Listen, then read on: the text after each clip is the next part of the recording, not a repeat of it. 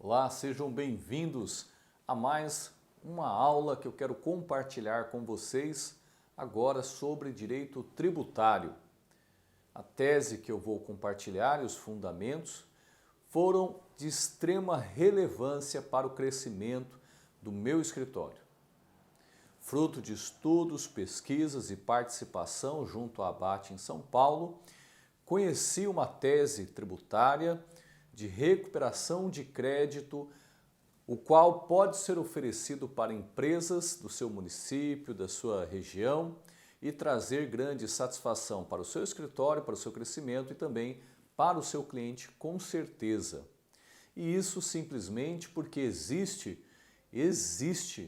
infelizmente para quem empreende no Brasil, infelizmente para os advogados que atuam nessa área, a incidência de tributos de forma abusiva, de forma até mesmo ilegal, já com declaração pelos nossos tribunais pátrios, inclusive com jurisprudência já firme de tribunais superiores, STJ e do Supremo Tribunal Federal.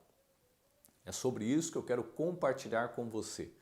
Importante tese para ação de declaração de indébito tributário e recuperação de crédito para entidades privadas, inclusive públicas também. Quer saber? Acompanhe comigo nesse vídeo. Vamos lá, então hoje eu vou falar sobre recuperação de crédito tributário e apresentar para vocês nessa aula os principais fundamentos jurídicos. Primeiro aqui quero destacar que se trata da análise sobre a folha de pagamento desses possíveis clientes. É daqui que você irá extrair os fundamentos de fato para a análise, auditando a folha de pagamento das empresas, verificando ali a parametrização da incidência da contribuição previdenciária e social sobre a folha de pagamento. Você irá observar se existe ou não a incidência da contribuição de forma indevida do seu cliente em prospecção.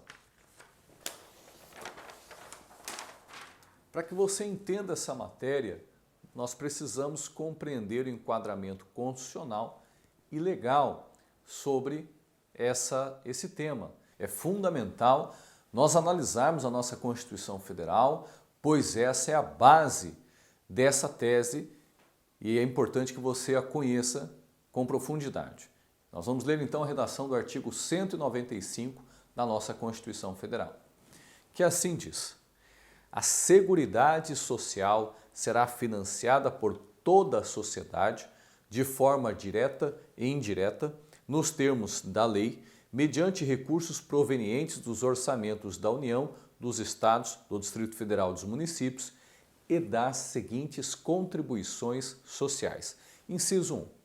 Do empregador, da empresa e da entidade a ela equiparada na forma da lei, incidentes sobre a linha a folha de salários e demais rendimentos do trabalho pagos ou creditados a qualquer título à pessoa física que lhe preste serviço mesmo sem vínculo empregatício.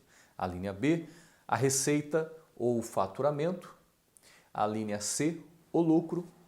E no inciso 2, do trabalhador e dos demais segurados da Previdência Social, podendo ser adotadas alíquotas progressivas de acordo com o valor do salário de contribuição, não incidindo a contribuição sobre a aposentadoria e pensão concedidas pelo regime geral de Previdência Social, ou seja, o INSS. Não vale dizer aqui, não está a tratar aqui sobre os regimes próprios, aqueles então ao qual o servidor público é vinculado, tá? Municipal, estadual, federal, evidente no município onde estiver instituído o regime próprio de previdência municipal. Inciso 3, sobre a receita de concursos de prognósticos. Inciso 4, do importador de bens ou serviços do exterior e de quem a lei a ele equiparar. Esse último inciso incluído pela Emenda Constitucional 42 e o inciso 2º, recentemente pela Emenda 103 de 2019. A ênfase que eu quero trazer para vocês é a redação do artigo 195,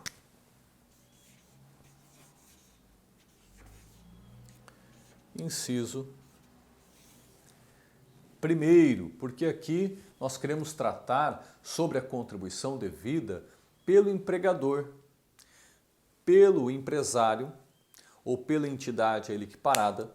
E aqui há de destacar que tanto se refere, nós estamos tanto referindo a pessoa jurídica de direito privado, quanto a pessoa jurídica de direito público, a qual tem dentro da sua folha de salários servidores contratados, pessoas que estão com vínculos comissionados, portanto, vinculados ao regime geral da Previdência Social.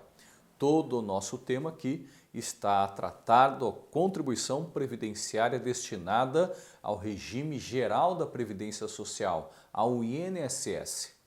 Não estamos a tratar aqui do regime próprio, o qual será abordado numa outra aula e que também é muito interessante. Muito interessante. Vocês vão ao final perceber que essa tese se aplica tanto para o empregador quanto para também o funcionário, o empregado, o servidor público, também vinculado ao regime próprio, e também a própria instituição que tem diretamente o vínculo ao regime próprio da Previdência Social. Ela é bem abrangente, mas para não termos foco nessa aula, eu estou aqui a tratar sobre o vínculo junto ao regime geral da Previdência Social. Portanto, o artigo 195, no seu caput, ele diz que a Seguridade Social será financiada por toda a sociedade. Aqui está a falar sobre o princípio da solidariedade. O princípio constitucional aqui traz que o financiamento da Seguridade Social ele deve ser provido por toda a sociedade. Portanto, aqui nós estamos a ter a resposta sobre questionamentos que muitas vezes os clientes fazem. Marcel, eu estou contribuindo acima do teto da Previdência Social, mas não deveria ser esse valor limitado àquilo que efetivamente eu poderei um dia receber quando na minha futura aposentadoria? Por que eu tenho que contribuir com um valor superior ao teto? Ora, porque você deve estar e está sujeito ao princípio da solidariedade. Essa contribuição se destina ao financiamento da Seguridade Social. Um outro questionamento sempre é, Marcel, poxa vida, mas não é muita, o valor que nós pagamos ele não é excessivo. Esse seguro, se comparado ao seguro privado, ele não é muito elevado? Ora, vamos pensar um pouco. Se você imaginar que você faz um seguro de vida de renovação anual, você vai perceber na apólice que ele tem uma série de restrições. Doenças pré-existentes, fatalidades são bem descritas e ela traz uma série de limites. Quando nós pensamos na Seguridade Social, nós estamos aqui a refletir sobre benefícios que são concedidos tanto para o segurado quanto para os seus dependentes em diversas situações.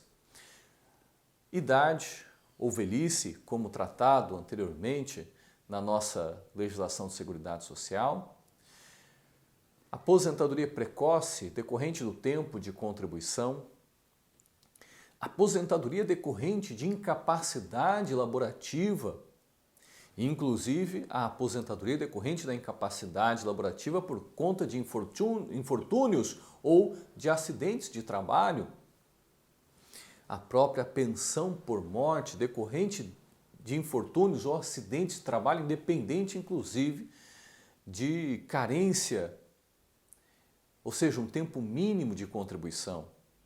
Então veja que aqui nós estamos a tratar de um seguro abrangente e nesse sentido, percebendo toda a sua abrangência, toda a sua cobertura, nós então nos damos conta de que se trata de um seguro social que provê a toda a sociedade. Afinal de contas, aquele que tem uma condição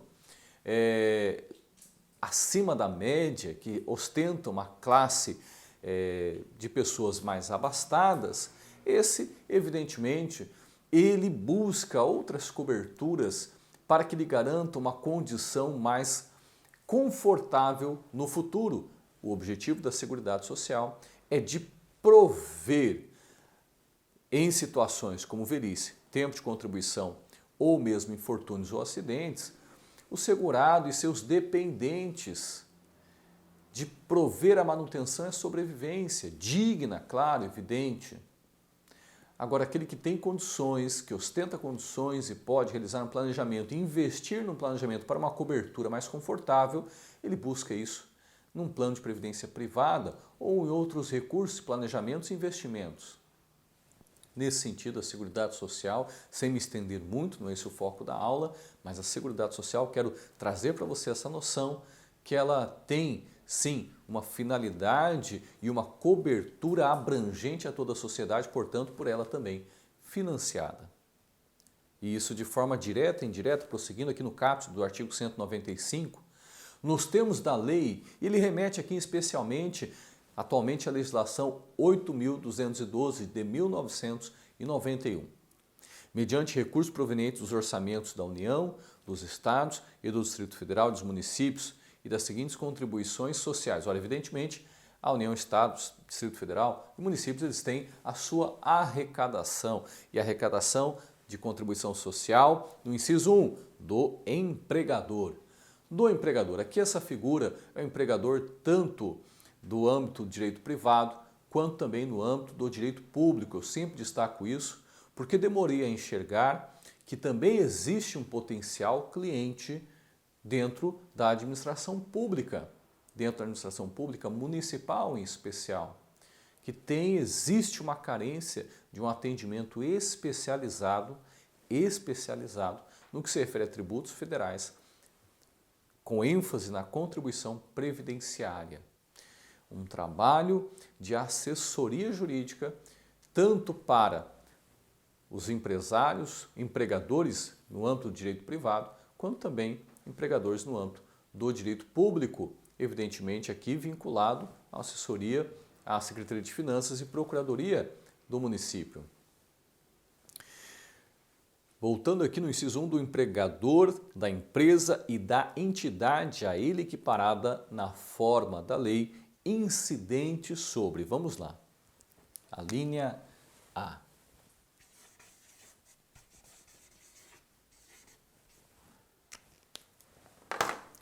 Sobre o que vem a incidência dessa contribuição social.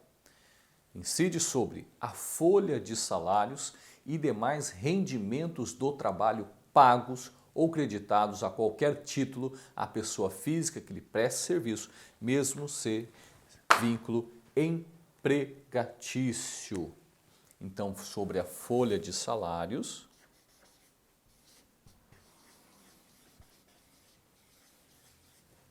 observa aqui comigo, folha de salários e demais rendimentos do que? Decorrente do trabalho.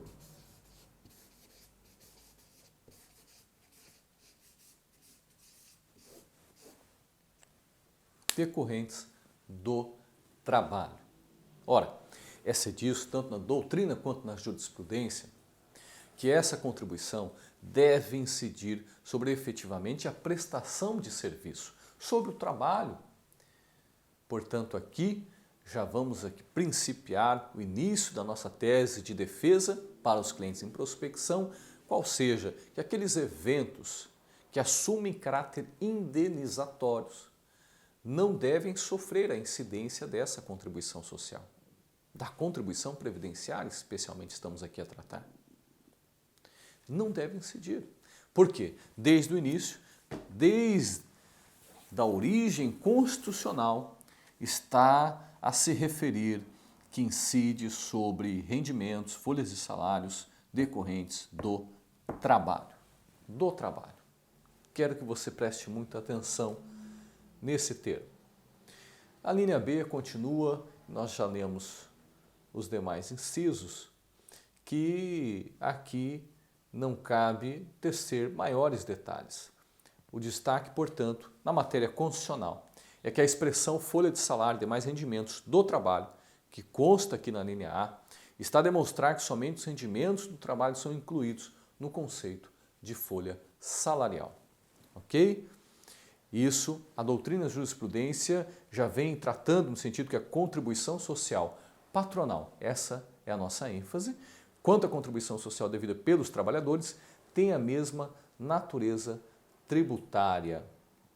Da simples leitura desses textos constitucionais, conclui-se que a lei ordinária que instituiu referida contribuição só poderia eleger como fato gerador da obrigação tributária os rendimentos do trabalho, os rendimentos do trabalho. E a lei que a Constituição se refere, Marcel? A Lei 8.212 de 1991, ela instituiu o fato gerador dessa contribuição e assim o fez no seu capítulo 4º da contribuição da empresa, no artigo 22, que assim se destaca. Aqui é o artigo 22. A contribuição a cargo da empresa, então estamos falando aqui da alíquota patronal, da contribuição social patronal, devida pelo empregador, destinada à Seguridade Social, além do disposto no artigo 23, é de, inciso 1, 20% sobre o total das remunerações pagas, devidas ou creditadas a qualquer título durante o mês aos segurados empregados e trabalhadores avulsos que lhe prestem serviços destinados a retribuir o trabalho, qualquer que seja a sua forma, inclusive gorjetas, ganhos habituais, sob a forma de utilidades e os adiantamentos decorrentes de reajuste salarial, quer pelos serviços efetivamente prestados, quer pelo tempo à disposição do empregador ou tomador de serviço, nos termos da lei ou do contrato, ou ainda de convenção ou acordo coletivo de trabalho ou sentença normativa. Portanto, prezados doutores, doutoras, a ênfase aqui, novamente, na Lei 8.212, que instituiu o fato gerador da contribuição social aqui devida pelo empregador, estamos falando da contribuição patronal, portanto, estamos falando aqui da contribuição patronal. Marcel, você não vai falar da contribuição devida pelo trabalhador? Claro, a tese é a mesma. A minha ênfase aqui, prezados colegas, é no patronal. Por quê? Porque aqui está a alíquota maior. Portanto, potencial maior da ação judicial, da recuperação do crédito, inclusive podendo também ser realizado aguardando o devido procedimento legal, observado a instrução normativa da Receita Federal, pode ser inclusive realizado de forma administrativa, com uma série de cautelas. Mas optando pela via administrativa, existe o procedimento de recuperação, e optando pela via judicial, a ação declaratória de indébito tributário com pedido de recuperação do referido crédito. Portanto, aqui a ênfase maior se dá pela contribuição patronal. Mas fato é que existe essa tese, pode ser também administrada e prospectar os clientes pessoas físicas. Continuando a leitura do artigo 22 da Lei 8.212, no inciso 2º, diz que para o financiamento do benefício previsto nos artigos 57 e 58 da Lei 8.213 de 91, fazer um parêntese rápido, aqui está a se tratar da aposentadoria especial, ok? Devido àqueles trabalhadores que exercem sua profissão, exercem na sua vida laboral com exposição a agentes nocivos, prejudiciais à saúde, enfim, fecha parênteses. Então, inciso 2 aqui retomando, para o financiamento do benefício previsto nos artigos 57 e 58 da Lei 8.213 e daqueles concedidos em razão do grau de incidência da incapacidade laborativa decorrente dos riscos ambientais do trabalho sobre o total das remunerações, incide a contribuição social, sobre o total das remunerações pagas ou creditadas no decorrer do mês aos segurados empregados e trabalhadores avulsos na alíquota de 1% para as empresas em cuja atividade preponderante o risco de acidente de trabalho seja considerado leve, atividade preponderante. A linha B, 2% para as empresas em cuja atividade preponderante esse risco seja considerado médio e de 3% para as empresas em cuja atividade preponderante seja de risco considerado grave. E aqui essas alíquotas podem ser diminuídas ou majoradas dependendo do número de acidentes de trabalho que a empresa que esteja ocorrendo no ambiente laboral da empresa. E aqui não é o motivo da nossa aula de hoje, mas tem também uma tese tributária importante para a recuperação de crédito, novamente tanto no âmbito administrativo quanto no âmbito judicial, no que se refere às discussões dessa alíquota 1, 2, 3, sua diminuição ou sua majoração, e também em especial por conta dessa ênfase em cuja atividade preponderante. Marcel, e fazendo um parênteses, ora, é possível uma empresa que tem uma atividade de risco de grau elevado ter o enquadramento e a diminuição dessa alíquota de contribuição social, e aqui estamos falando da alíquota de risco acidental, do risco acidente de trabalho, da alíquota GILRAT. É possível ter um enquadramento para diminuir essa alíquota? Sim, é possível. Mesmo que seja uma empresa que tenha uma atividade de elevado risco, porém, a dica está na análise da sua atividade preponderante. Isso, claro, se evidencia em grandes empresas e também se evidencia na administração pública, que se trata de uma gestão de várias secretarias, vários funcionários distribuídos em atividades de grau de risco elevado, grave, grau de risco médio e grau de risco leve. A análise, portanto, é qual é a atividade preponderante dessa empresa ou do município. Aqui é um tema, se você deseja saber mais, faça o comentário, a gente pode preparar essa aula para vocês, com certeza é muito interessante. Bom, voltando aqui ao nosso foco, a nossa atenção, também no inciso 3, continuando, incide a contribuição social de 20% sobre o total das remunerações pagas ou creditadas a qualquer título no decorrer do mês aos segurados contribuintes individuais que lhe prestem serviços. Aqui já é o caso daquele, não é o funcionário que está vinculado à folha de salário, mas é aquele prestador de serviço que vem e recebe, portanto, a remuneração pela sua prestação de serviço, e está aqui dizer que deve incidir a contribuição na alíquota de 20%. Portanto, nós aqui observamos o artigo 22 da Lei 8.212 de 91, a qual a Constituição, nossa Constituição Federal, fez referência, e desde a nossa Constituição está falando da folha de salários, rendimentos devidos, decorrentes do trabalho. E no artigo 22, novamente, ele fala da prestação de serviço, é que deve incidir a contribuição. Falamos sobre a contribuição patronal, porque ela é mais interessante para você prospectar o seu cliente, a sua empresa, a sua tanto entidade privada quanto pública, enfim, empregador que recolhe, paga uma alíquota maior e paga sobre a folha salarial toda. Portanto, aqui está um potencial cliente. Se você ainda não tinha aberto os olhos para essa tese, para esses clientes, fica aqui a dica, está aqui o fundamento, e vamos avançar um pouquinho. Eu quero trazer aqui para você novamente os destaques. Os destaques antes de falar dos clientes.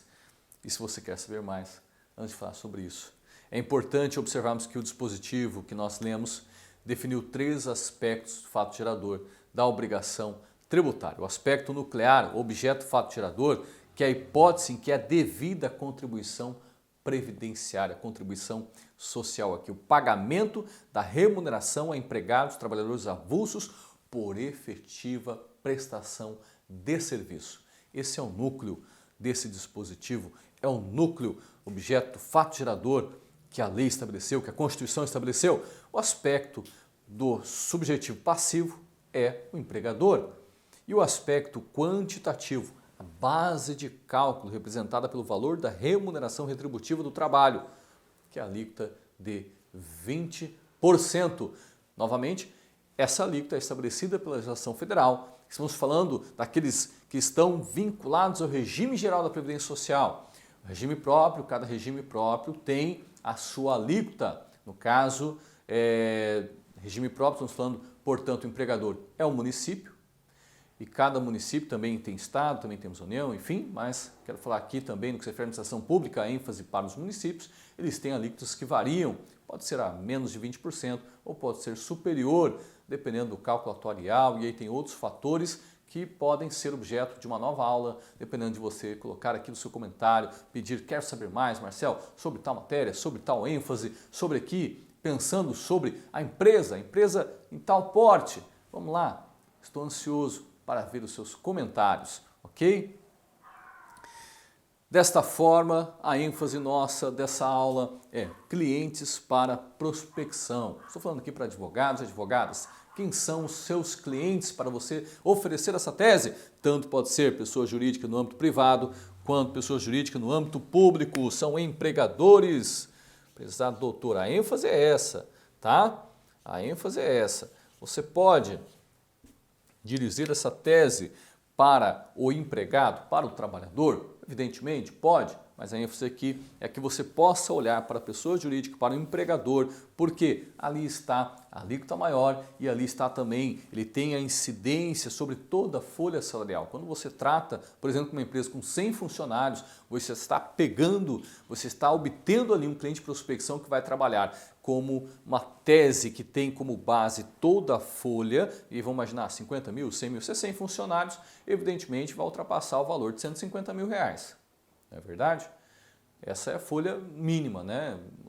Tornando aí por base um salário mínimo e meio, 2 salários, então 150 mil reais vai ser o tamanho dessa folha de pagamentos. Temos a incidência da contribuição, uma alíquota de 20%, né?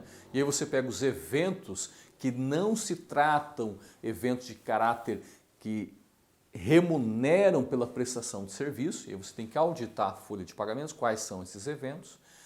Em média, temos que a recuperação ela gira em torno de 2 a 5 vezes a folha de pagamento, porque você vai retroagir 5 anos, 60 meses é o tempo e a tese a qual nos filiamos e defendemos. Já ouvi falar, inclusive, que tem uma maior abrangência de tempo por conta da análise, o tempo de fiscalização ser um pouco maior, mas enfim, nos filiamos à tese de recuperação desse crédito nos últimos 60 meses, ok? Então aqui uma ação em potencial, muitos clientes esperam que você, advogado, advogada, possa trazer essa informação valiosa, essa tese importantíssima. Quer saber mais sobre essa tese? Como realizar auditoria sobre essa folha de pagamentos, essa folha de salários desse seu cliente, do seu possível cliente, do seu cliente em prospecção? Quer saber mais sobre esse tema? Quer saber mais sobre o tema, mas aí voltado para o trabalhador, para o, portanto, segurado, ou sobre a questão da revisão da alíquota GILRAT pela atividade preponderante? Enfim, faça seu comentário, estou ansioso para ouvi-lo, espero ter contribuído para o seu conhecimento. Se você já atua no direito tributário, quero compartilhar com você que na minha experiência aqui da advocacia, nosso escritório tem como ênfase a atuação em direito tributário e em direito previdenciário. Essa é a nossa ênfase do escritório. Essa é a nossa especialidade com a equipe aqui, é o nosso foco de atuação. E não nasceu assim, nascemos no direito previdenciário, depois em matéria de graduação realizei uma pós-graduação em direito tributário, participei em São Paulo de associações de estudos da matéria e ali me deparei com essa tese importantíssima, a qual aprofundei os estudos, prospectei clientes e foi uma grande virada para o escritório. Então essa tese ela pode ser pode somar a sua atuação profissional, ou até mesmo, se o colega está no início de carreira, por que não iniciar a sua atividade focando na matéria tributária, com ênfase na recuperação de crédito tributário? E essa matéria aqui é fantástica. Quantos clientes tem no seu município, na sua região, para você prospectar, trazer essa informação? Ah, Marcel, mas a grande realidade é que a matéria tributária ela é disputada com grandes escritórios, boutiques, inclusive até mesmo empresas que se apresentam como material de venda mesmo. Olha, sobre isso, vou te dar uma dica importantíssima e eu uso ela. Eu falo o seguinte, olha, você vai confiar o seu negócio, o negócio que sustenta a sua família, ou a gestão do seu município para empresas de fora do seu município, do seu estado? Hoje estão aqui e amanhã? Então, a ênfase é: eu sou local, eu sou regional, eu estou aqui, assim como você, eu vivo aqui, eu dependo aqui, não vou desaparecer, estou aqui 100%. Então, confie em alguém que está no seu mercado regional de trabalho, de negócio. Essa é a minha ênfase, ok? Me perdoe aí os concorrentes, os grandes escritórios que vêm lá dos grandes centros, das grandes capitais, mas eu uso essa ênfase e regionalmente temos estabelecido com muito sucesso. Portanto, fica aqui a dica, essa tese é importantíssima, pode agregar valor para a sua advocacia, ou você que está iniciando a sua carreira e quer saber mais, acompanhe, se inscreva aqui no meu canal do YouTube, deixe seu comentário, compartilhe conosco, queremos construir conhecimento de valor para a sua advocacia e fazer isso junto com você. Me acompanhe nas redes sociais, faço votos da tua saúde, do teu sucesso. Um grande abraço.